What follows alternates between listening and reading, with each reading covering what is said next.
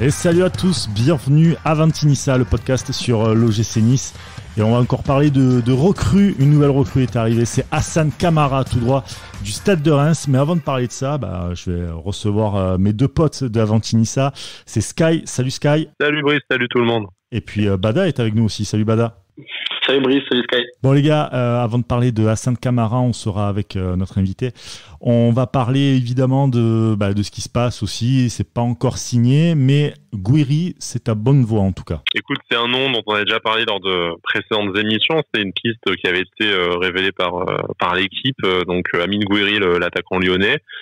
C'est un gros craquito, c'est un espoir qui a été un peu freiné déjà par une grosse blessure et aussi par Rudy Garcia, on va pas se mentir. On a un peu échangé avec des supporters lyonnais qui sont unanimement dégoûtés de son départ. Donc bon, on a une mauvaise expérience avec les jeunes lyonnais, en tout cas pour le dernier recrutement avec Milian, parce que historiquement ça nous a plutôt réussi.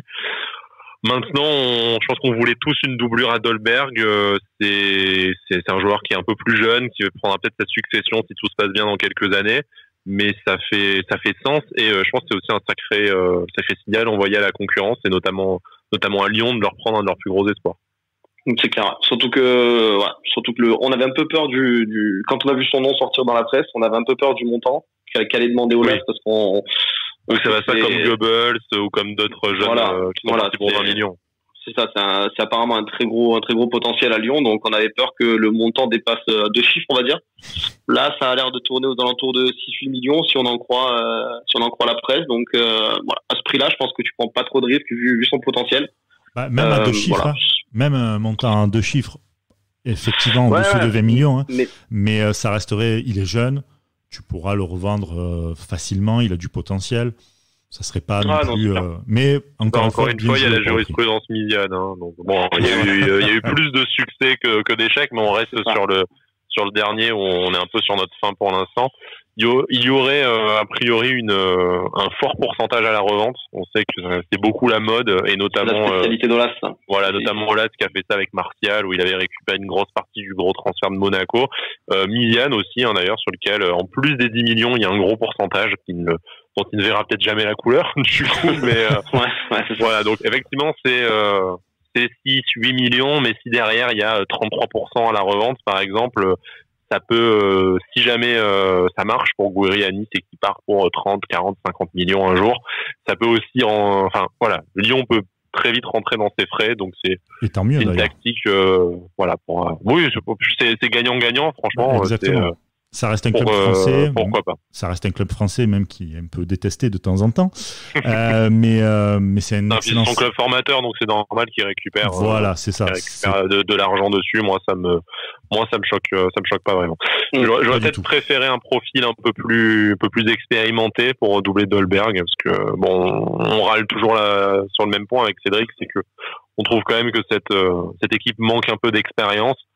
Après, si c'est pas sur ce poste-là, mais que c'est l'ailier droit ou le latéral, ou un numéro 8 pour remplacer Cyprien qui viennent et qui ont un peu plus d'expérience, ça fera l'affaire.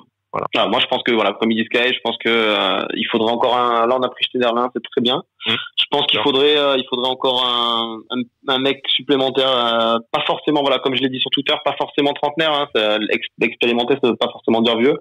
Mais si tu arrives à prendre un remplaçant Ounas qui a 25-26 ans et qui a déjà plusieurs saisons, qui a connu la Coupe d'Europe, tout ça, donc un profil comme ça serait bien. Ça viendra de toute manière avec très certainement certains départs. Ça viendra pas là tout de suite, je pense pas. Comme on disait, peut-être que Cyprien sera remplacé par un joueur d'expérience similaire. Après à voir, mais ce qu'on répète à chaque podcast, c'est aussi que si on veut vraiment aller chercher un joueur qui est pas en échec dans son club ou un jeune ou un relancé, ces profils qui sont un peu faciles à déloger en début de mercato. Si on veut aller chercher un titulaire dans un club du top 4 de championnat européen, vraisemblablement, il va falloir attendre la fin des saisons, voire la fin des échéances européennes si c'est un club qualifié en Coupe d'Europe. On a vu que c'était le problème pour Tsimikas, notamment, en plus du prix demandé que l'Olympiakos a encore engagé dans toutes ces compétitions, et sachant qu'en plus c'est un championnat mineur. Mais voilà, là, dès le mois de juin, je pense qu'on peut souligner que 4 recrues plus éventuellement 2 dans les prochaines semaines, parce que c'est ce que Nice Matin tease un peu. C'est un excellent travail et excellent début de mercato pour l'OGC Nice. Ah, de toute manière, c'est le seul club qui recrute bien, qui recrute tout court d'ailleurs. Bien, vite. C'est ce qu'on disait, que nos moyens allaient sûrement nous permettre de dégainer très vite sur ce marché. Ça se confirme, et c'est une super nouvelle de dire que... Et sans dépenser non plus outrageusement, quoi. C'est ça. Je veux dire, là, avec une vente, on risque de rembourser. Voilà, exactement ce qu'on disait, avec possiblement la vente de Cyprien qui est dans les tuyaux, on va dire. Hein. On balance pas un truc de fou en disant qu'il va sûrement partir. Mais avec sa vente, tu risques potentiellement de rembourser tes 4 premières recrues, quoi. Donc, tu penses c'est intelligent, c'est rapide. Question comme ça. Tu penses qu'il pourrait partir pour combien, toi, d'après toi? 20 millions? Moi, je pense que minimum 15. Je pense qu'à partir de 15, le club va commencer à réfléchir. Après, il lui reste qu'un an de contrat, ce qui empêche d'aller sur des sommes genre 20-25 millions, en plus du mercato actuel. Moi, je pense que 12-15 millions, ça part. Après, tout dépend de la concurrence. Suffit qu'au lieu d'un seul club, il y en ait 2 ou 3 intéressés, ça peut vite prendre 5 millions. Surtout si tu as un club anglais dans l'équation, comme d'habitude. Après, le club parlait de 20 au départ, mais 20, ça paraît un peu haut pour, comme a dit Sky, pour un an de contrat. 12-15 plus bonus, ça serait très bien vendu.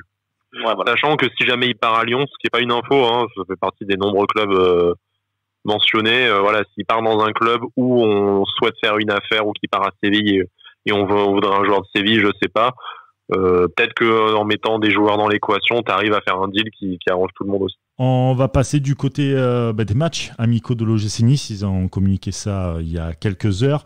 Le premier match amical aura lieu le samedi 4 juillet face à Lyon. D'ailleurs, on en parlait. Ça sera un match à huis clos au Groupama OL Trinix Center. Coup d'envoi à 18h30 sur Canal+ Sport. Derrière, ça va enchaîner le 10 juillet contre l'ASSE à Saint-Etienne. Donc. Et normalement... très certainement le dernier match amical, puisque ça sera une semaine avant la reprise, le 15 août. Ça sera à Nice contre le Stade Rennais.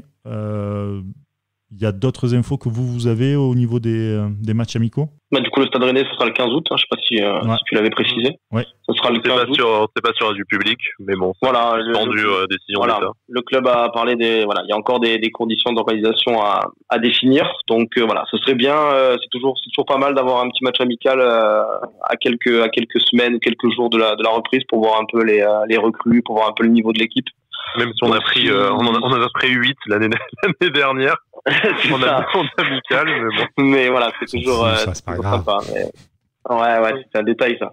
Donc derrière, on avait enchaîné un mois d'août, on avait que gagné en plus, quoi. Enfin, incroyable, mais voilà. Mais en tout cas, voilà, après probablement entre le match à Saint-Etienne le 10 juillet et le match à Rennes, contre Rennes le 15 août, il y aura probablement le tournoi de Lyon, là, où on est censé participer. Il y a encore plein de modalités. Olas, il a dit qu'il y avait encore des modalités financières, des clubs qui devaient encore donner leur accord. Apparemment, ils ne parviennent pas à trouver une 4e équipe. Soi-disant, la 3e, en plus de Lyon, ce serait le Celtic, même si il n'y a rien de confirmé officiellement. Mais disons qu'il y a les frais de déplacement et d'organisation qui sont à la charge des clubs. A priori, pour l'instant, il n'y a pas de télé qui ont racheté les droits de ce tournoi, qui n'a pas vraiment de valeur.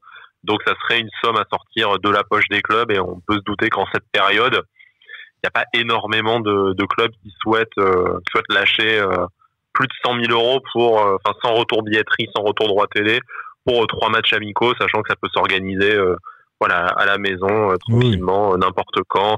Nous, je sais qu'en général, quand on va à Divonne-les-Bains en camp d'entraînement en juillet, comme on y retourne cette année, on organise souvent un match avec l'équipe suisse du coin, même si des fois c'est des équipes de 2e ou 3e division. Mais bon, voilà, ça nous arrivait même de changer d'adversaire la veille selon qui était dans le coin. Donc c'est plus pour faire une opposition qu'autre chose, quoi, des fois. Oui, pour essayer de réathlétiser les joueurs, etc.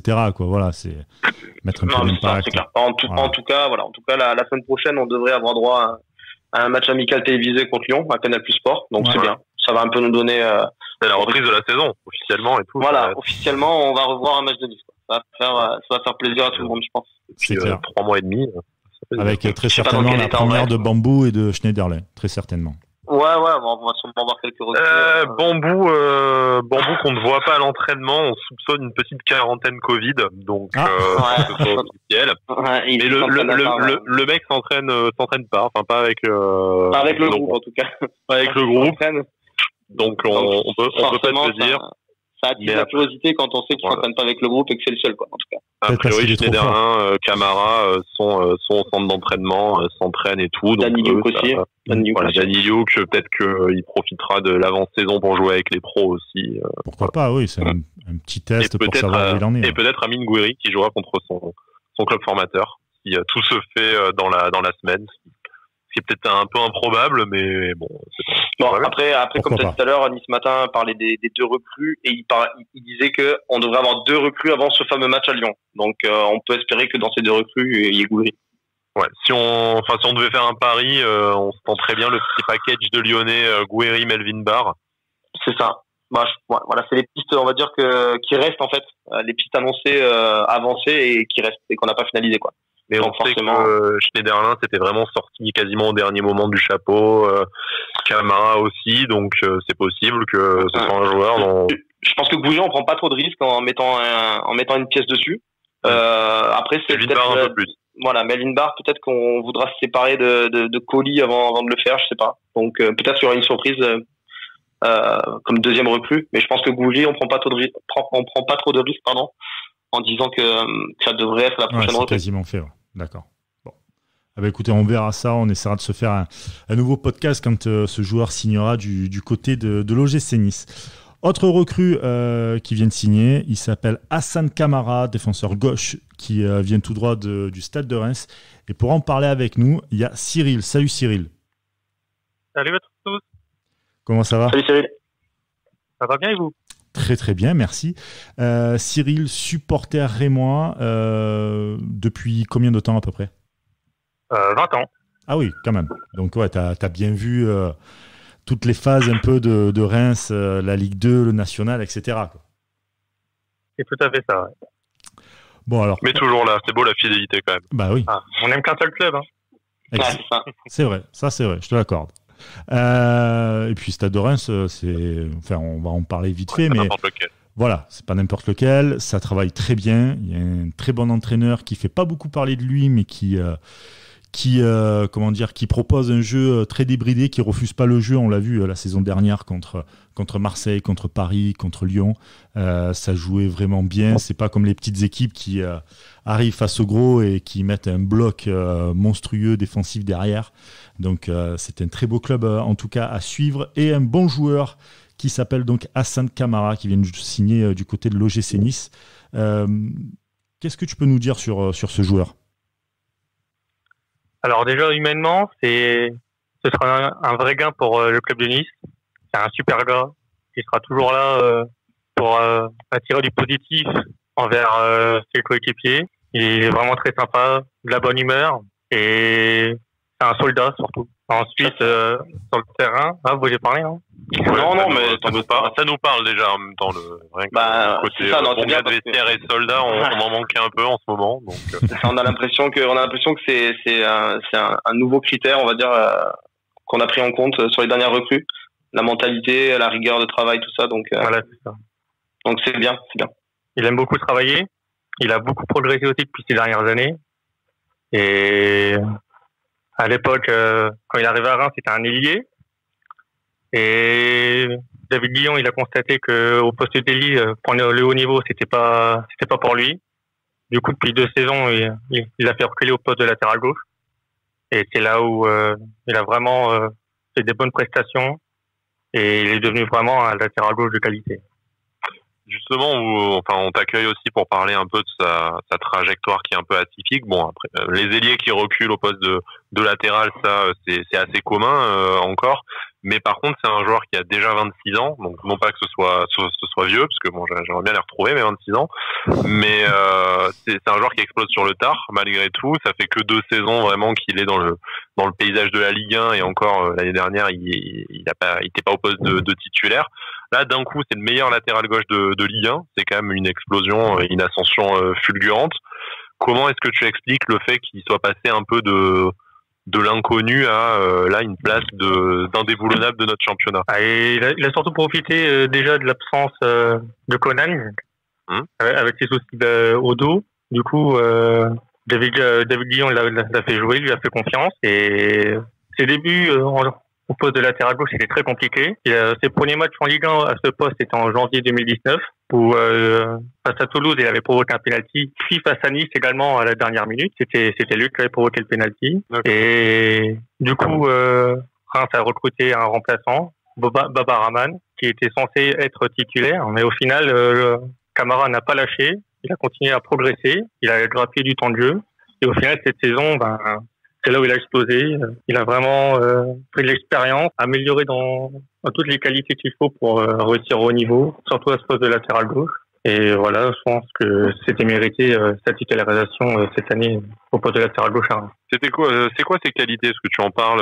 Est-ce que c'est un latéral moderne, très offensif? Est-ce qu'il s'épanouit davantage dans une défense à 3, à 4? Parce que nous, on a un feu follet avec Youssef Attal de l'autre côté qui a tendance à beaucoup monter quand il n'est pas directement titularisé au poste d'ailier.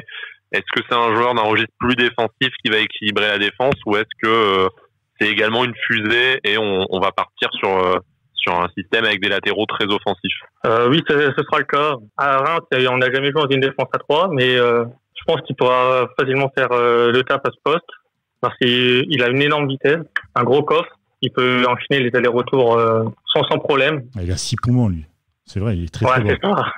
C'est très très bon. Après c'est pas dit que on parle du système à 3, il y a rien qui dit encore qu'à Nice on jouera comme ça, mais c'est vrai que vu qu'on empile un peu les défenseurs centraux et qu'on va avoir deux fusées sur les côtés, ça paraît un peu logique qu'on essaye. Ça peut être une option. Camara, il a un profil assez similaire à Marie Traoré de Rennes, sauf que sur le côté gauche, une vraie mobilette qui aime bien monter, descendre, qui refuse pas les efforts, qui aime beaucoup jouer offensivement. Techniquement, il sait se débrouiller. En finition, pareil. Il a marqué 2 buts cette saison, face à Monaco et face à Paris. Et il a bien choisi ses adversaires en plus. Non, mais dans les gros matchs, il est souvent présent. Et voilà.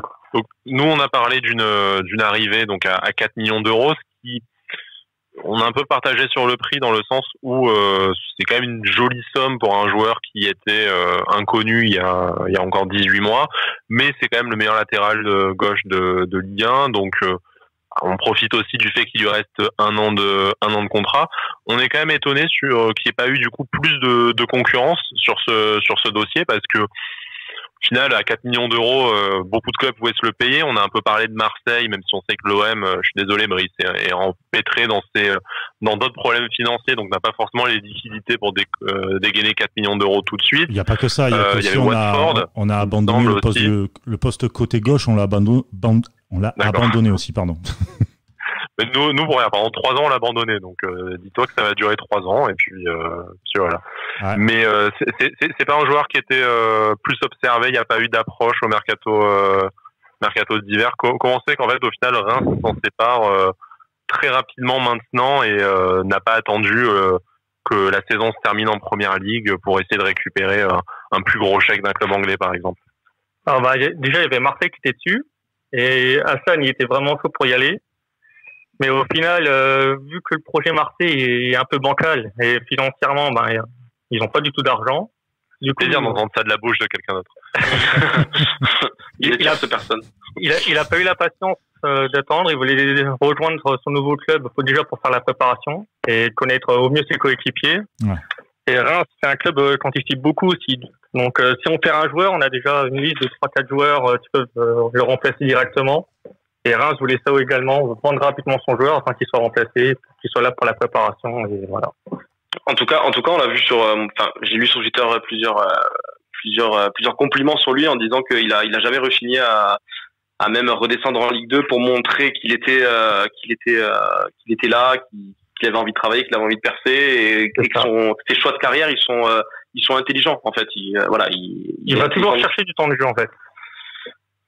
Ouais, c'est ça. Là, il s'est douté qu'à Nice, je pense qu'on lui a vendu aussi un projet où le fait que le poste de latéral gauche, le poste de latéral gauche, il était abandonné chez nous, qu'avec sa mentalité, il pouvait tout casser à ce poste chez nous. Donc, Donc c'est bien, voilà, c'est bien. On le répète, mais ça a l'air d'être un joueur qui en a dans la tête et sportivement qui va sûrement nous apporter beaucoup aussi. Donc ça a l'air d'être une belle pioche.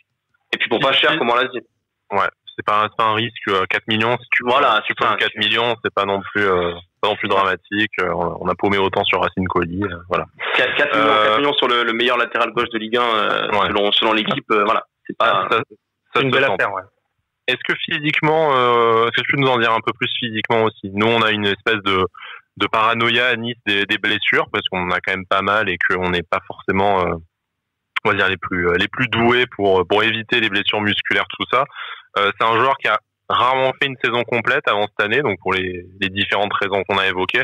Est-ce que c'est un profil un peu sujet à blessure, ou est-ce que, comme tu dis, vu que c'est quand même un grand professionnel niveau hygiène de vie, est-ce que tu le sens capable d'enchaîner une saison à peut-être même 40 matchs avec la Coupe d'Europe qui peut éventuellement se profiler à Nice? Absolument, ouais. Il a rejoint le club en 2015, il a connu qu'une seule blessure. C'était en 2017-2018, une entorse à la cheville. À part ça, il n'est jamais blessé, hygiène de vie irréprochable. Et voilà, ça fera du bien pour les Niçois. Il connaît pas encore les boîtes de la Côte d'Azur. On avait besoin d'exemplarité dans le vestiaire aussi, effectivement. Où ça, c'est un des mots vraiment recherchés par. C'est vrai qu'on a l'habitude, nous, de l'infirmerie aussi. On regarde beaucoup ça sur les recrues parce que on a tendance à avoir une infirmerie un peu chargée quand même. Donc, si on peut avoir des joueurs solides, c'est bien. Surtout à des postes clés comme ça, comme les latéraux, quoi. Surtout, Hassan, il se baisse pas. Il est rarement, il prend rarement de jaune. Il a pris que 5 cartons jaunes cette saison. Et depuis qu'il a Reims, il a pris aucun carton rouge. Donc ça va être déjà pas mal.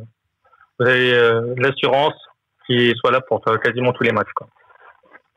Après, l'avantage qu'il y a aussi cette année, c'est que j'ai l'impression qu'ils arrivent à doubler bien les postes et que Nice va pouvoir bien faire tourner. Donc il sera toujours plus en forme et qui va physiquement, je pense qu'il sera tout le temps au top. Je le vois pas faire, en tout cas moi je pense pas qu'il va faire 40 matchs d'affilée.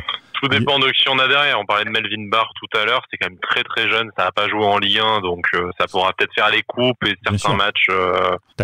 Bon, Camara, je pense que Camara vient pour être titulaire. On va pas refaire de page mercato, mais non, bien sûr. Je le vois mal signer à Nice, surtout avec ce que nous dit Cyril, sans garantie de temps de jeu. Donc on va peut-être pas mettre 15 millions sur Tsimikas pour en faire de Camara la doublure. Non, ça c'est sûr. Mais derrière, tu peux avoir un Ensoki qui peut venir dépanner pour quelques matchs de coupe ou de Ligue 1. T'as réussi à placer ton Ensoki. J'ai réussi à le placer. J'ai rien vu venir. Le bleu, je me suis fait avoir. Non, plus sérieusement. Vraiment fait avoir. Le petit tacle, tu sais, tout doucement, lac. C'est le talent. C'est 15 ans de radio. À un moment donné, c'est le talent. Mais plus sérieusement, t'as quand même des gars qui peuvent venir dépanner pour quelques matchs.